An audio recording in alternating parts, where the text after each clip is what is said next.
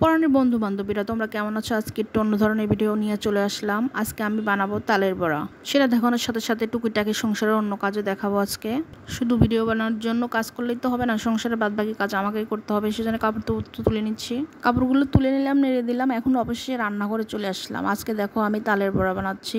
তালের বড়া বানানোর জন্য আমি 3টা কলা নিয়ে নিয়েছি।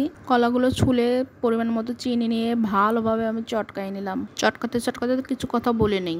তোমরা কোন ধরনের ভিডিও পছন্দ করছো আমি বুঝতেই পারছি না। তোমাদের একটা লাইক একটু দেখার জন্য আমি অনেকটা এগিয়ে যেতে পারি। তোমরা যদি সাপোর্ট করো আমি অনেকটা আরও সামনে যেতে পারি। মিশ্রণটা তৈরি করার জন্য আমি 3 চামচ তালের দিয়ে দিলাম, কিছু পরিমাণ ময়দা দিয়ে দিছি, দিয়ে এইভাবে ভালোভাবে ব্যাটারটা তৈরি করে নিছি। বড়া ভাজতে তেলের দরকার, সেই জন্য তেল গরম করে নিচ্ছি আমি পরিমাণ মতো। ব্যাটারটা আমি কিছুক্ষণ আরও ভালোভাবে ঘেটে নেব। মিশ্রণটা যত ভালো মাখা হবে বড়াটা তত সুন্দর হবে। তেলটা গরম হয়ে গেছে, দেখো বড়াগুলো দেওয়ার সাথে সাথে কিভাবে সব ফুলে ওঠে। ব্যাটারটা যত সুন্দর তৈরি হবে, চটকা চটকা তৈরি হবে, ততটাই জিনিসগুলো ভালোভাবে ফুলে যাবে। এইভাবে তোমরা বানায় দেখতে পারো, অনেক টেস্টি হয় বড়াটা। মৃদু আছে, আমি অনেকক্ষণ বড়াগুলো আস্তে আস্তে ভেজে নিচ্ছি।